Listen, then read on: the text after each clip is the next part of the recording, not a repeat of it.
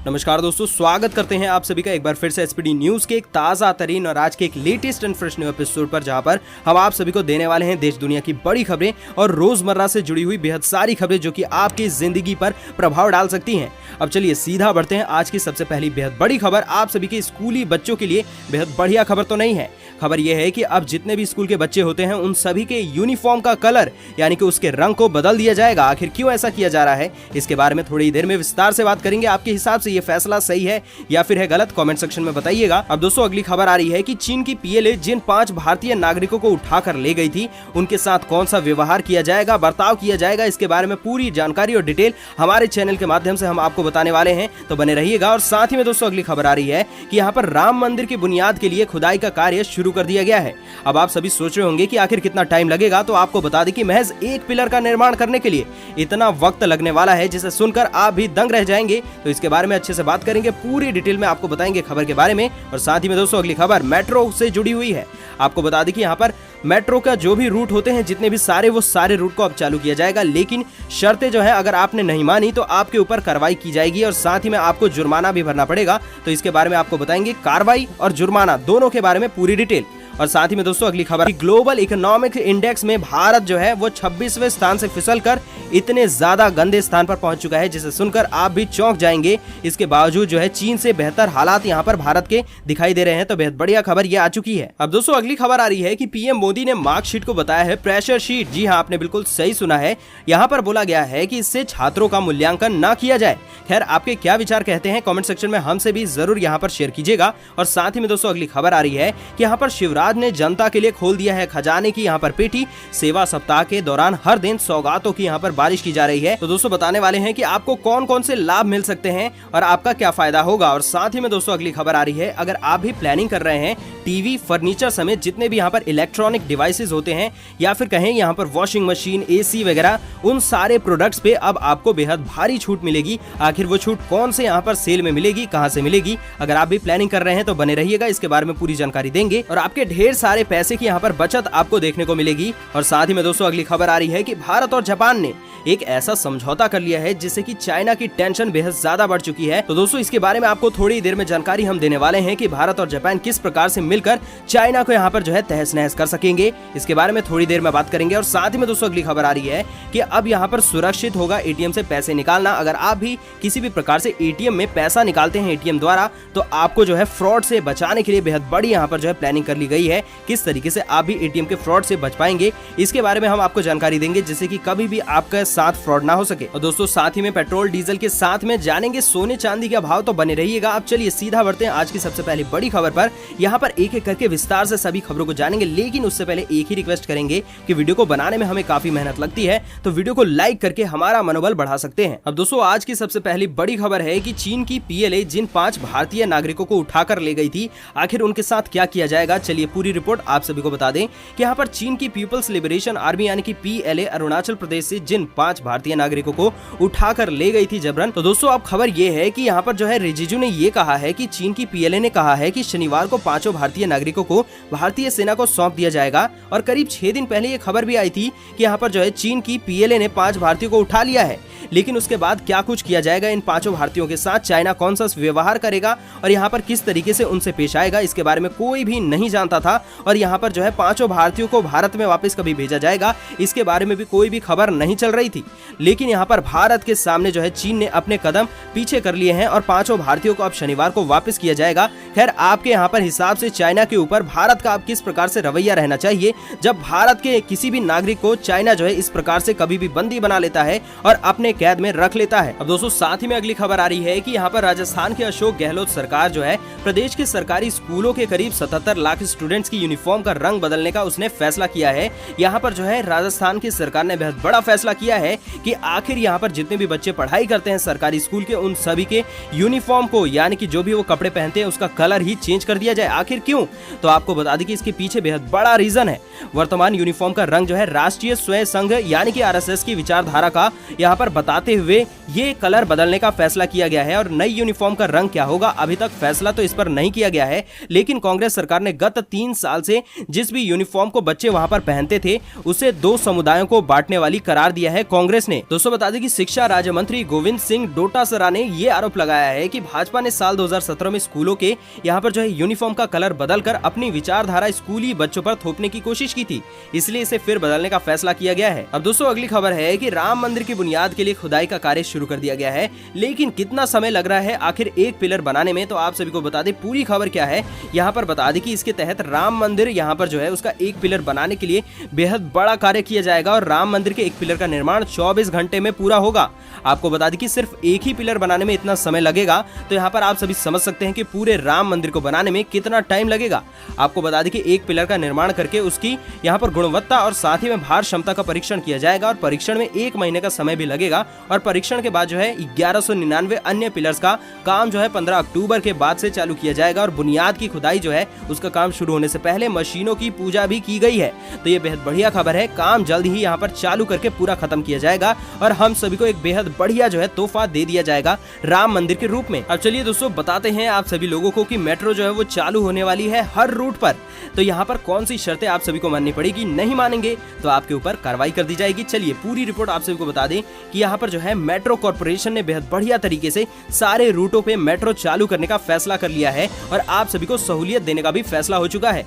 आपको बता दें कि डीएमआरसी की तरफ से यहाँ पर सभी तैयारियां पूरी कर ली गई है और दिल्ली मेट्रो में ज्यादा भीड़ एक साथ यहाँ पर इकट्ठा ना हो पाए, इसके लिए कॉर्पोरेशन ने प्रबंध भी बेहद ज्यादा बढ़िया तरीके से किए हैं। शुक्रवार को यहाँ पर यात्रियों से अपील करते हुए कहा गया है कि वे पीक ओवर को यहाँ पर जो है अवॉइड करें और साथ ही में जो है दिल्ली मेट्रो सभी यात्रियों को इस कोरोना बीमारी से बचाकर एक बेहतर सुविधा प्रोवाइड कर सके, इसलिए ऐसी अपील भी की जा रही है। कॉर्पोरेशन के प्रबंध निदेशक यहाँ पर मंगू सिंह के मुताबिक 12 सितंबर से दिल्ली मेट्रो की सभी सर्विसेज चालू हो जाएंगी, यानी कि अब आप सभी को बेहद बढ़िया लुफ्त मिल पाएगा मेट्रो का। लेकिन आप सभी को ध्यान रखना पड़ेगा बहुत सारी यहाँ पर चीजों का, जिसके चलते आप अपनी सेफ्टी और दूसरों की सेफ्टी का भी ध्यान रख पाएंगे। आप सभी को बता दें कि जो भी यहाँ पर रूल्स आपको मेट्रो में दिए जाएंगे या फिर मेट्रो के गाइडलाइंस को अगर आपने फॉलो नहीं किया तो आप सभी के ऊपर कार्रवाई की जाएगी, साथ ही में आप सभी से भारी भरकम जुर्माना भी लिया जाएगा और आपको बैन भी किया जा सकता है मेट्रो में चढ़ने से। तो दोस्तों ये सारी कुछ चीजें हैं जो कि आपको ध्यान में रखनी है। अब चलिए दोस्तों जानते हैं आपके राज्य के मौसम समाचार के बारे में। अगर हम बात करें यहाँ पर 24 घंटों के दौरान, जो कि आने वाले 24 घंटे हैं, यहाँ पर तटीय कर्नाटक, केरल, दक्षिणी पूर्वी गुजरात, सौराष्ट्र, उप हिमालय में पश्चिमी बंगाल, सिक्किम और असम समेत पूर्वोत्तर भारत के राज्यों में कई स्थानों पर मध्यम से भारी बारिश होगी। और वहीं अगर हम बात करें महाराष्ट्र के तटीय और अंदरूनी यहाँ पर भागों में और दक्षिणी मध्य प्रदेश, तेलंगाना, आंध्र प्रदेश, छत्तीसगढ़, ओडिशा, बिहार, झारखंड, गंगेय पश्चिमी बंगाल, अंडमान निकोबार द्वीप समूह, पुडुचेरी और साथ ही में लक्षद्वीप में भी यहाँ पर हल्की से मध्यम बारिश होगी।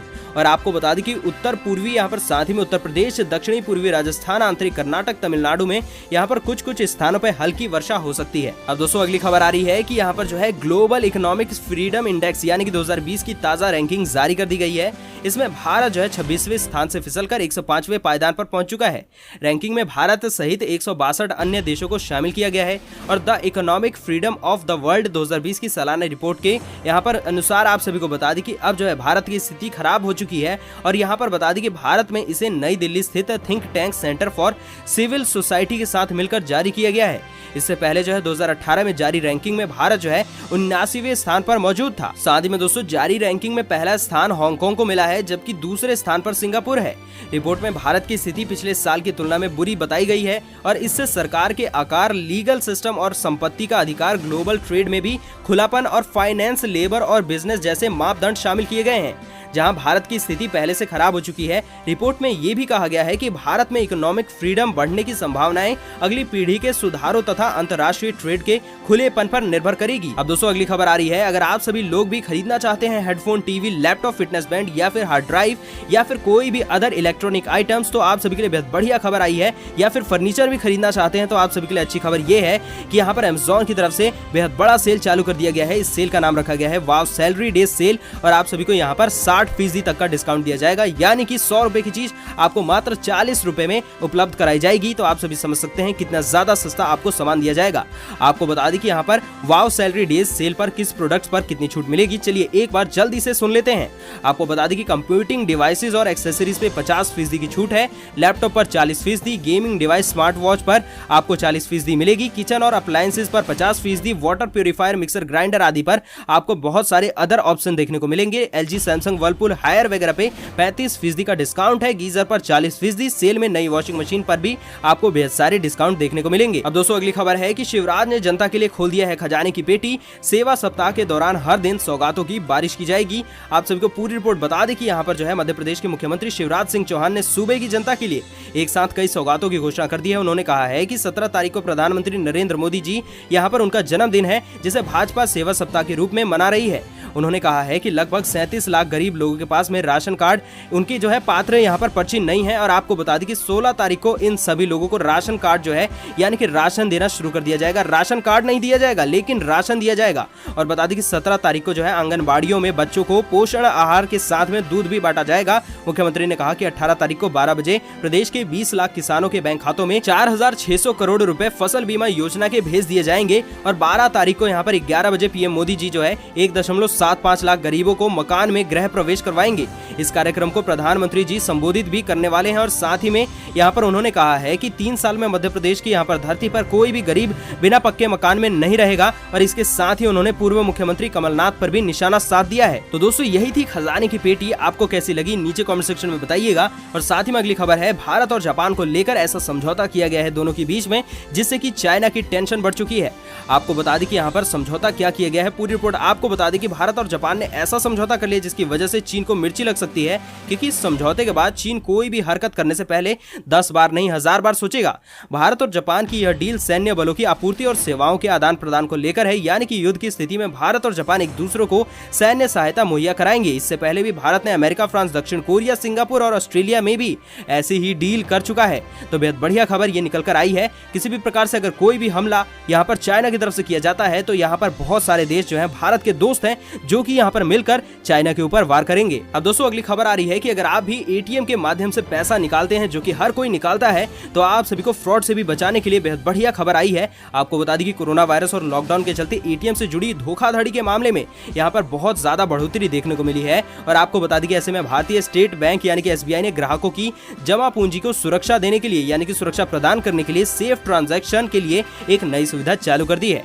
नई सर्विस के तहत अगर आप एटीएम में जाते हैं और अपना बैलेंस या फिर मिनी स्टेटमेंट जो है चेक करना चाहते हैं, तो एसबीआई आपको एसएमएस भेजकर अलर्ट करेगा। और बैंक ने यहाँ पर ट्विटर हैंडल पर कहा है कि वह ग्राहकों को एटीएम फ्रॉड से बचाने के लिए एक नए फीचर की पेशकश वो कर रहा है। दोस्तों बता दें कि एसबीआई ने अपने ट्वीट में कहा है कि अब जब भी ग्राहक एटीएम से बैलेंस इंक्वायरी या फिर मिनी स्टेटमेंट चेक करेगा, तो एसबीआई उस डेबिट एटीएम कार्ड से संबंधित ग्राहक को एक एसएमएस भेजकर अलर्ट कर देगा। दोस्तों बता दें कि ऐसा इसलिए किया जा रहा है ताकि ये कंफर्म किया जा सके कि ट्रांजैक्शन ग्राहक ही कर रहा है या फिर उसके डेबिट कार्ड से कोई और कर रहा है। अगर ट्रांजैक्शन कोई और कर रहा होगा तो बैंक यहाँ पर जो है एसएमएस से ग्राहक को ट्रांजैक्शन की सूचना मिलने पर वह तुरंत अपना डेबिट कार्ड ब्लॉक करा सकेगा और बैंक में यहाँ पर जो है अपने सारे पैसे सेव भी कर सकेगा। दोस्तों नीचे कमेंट सेक्शन में बताइएगा अगर आप भी एसबीआई बैंक के एक खाता धारक हैं या फिर किसी और बैंक के। अब चलिए सीधा बढ़ते हैं, जानते हैं यहाँ पर पेट्रोल डीजल के ताजा भाव के बारे में। पूरी रिपोर्ट यहाँ पर क्या है, बात करें दिल्ली की तो 81.99 रुपए यहाँ पर जो है वो यहाँ पर पेट्रोल के दाम है। डीजल के दाम 73.05 है। अगर बात करें मुंबई में तो 88.6 जो है वो पेट्रोल के दाम है। 79 यहाँ पर जो है डीजल के दाम हो चुके हैं। चेन्नई की बात करें 84.96 यहाँ पर पेट्रोल के दाम है और यहाँ पर 78.38 जो है वो डीजल के दाम पहुंच चुके हैं। और चलिए अब बात करते हैं सोना चांदी के दाम के बारे में। तो आपको बता दें कि सोने चांदी की हाजिर कीमतों में शुक्रवार को गिरावट दर्ज की गई है। यहाँ पर एचडीएफसी सिक्योरिटीज के अनुसार राष्ट्रीय राजधानी दिल्ली में शुक्रवार को सोने के घरेलू हाजिर भाव में जो है 191 रुपए प्रति यहाँ पर 10 किलोग्राम की गिरावट दर्ज की गई है। और इस गिरावट में जो है दिल्ली में सोने का भाव 52,452 रुपए प्रति 10 ग्राम रह चुका है। और गौरतलब है कि पिछले सत्र में गुरुवार को सोने का हाजिर भाव 52,643 रुपए प्रति 10 ग्राम पर बंद हुआ था। सोने की वैश्विक और घरेलू वायदों की कीमतों में अगर यहाँ पर बात करें शुक्रवार को गिरावट देखने को मिली है। और दोस्तों अगर हम बात करें यहाँ पर चांदी की तो आपको बता दें कि शुक्रवार को 990 रुपए प्रति किलोग्राम की गिरावट दर्ज की गई है चांदी में। और इस गिरावट से चांदी का भाव जो है वो 69,441 रुपए प्रति किलोग्राम पर पहुंच चुका है। तो दोस्तों यही थी आज की कुछ खास खबरें, आज के महत्वपूर्ण समाचार। अगर आपको आज के समाचार पसंद आए हो तो वीडियो को कर दें लाइक, शेयर, साथ ही कर दें चैनल को सब्सक्राइब, घंटी के बटन को दबाकर ऑल नोटिफिकेशंस को प्रेस कर दें। हम मिलेंगे आपसे अगले मुख्य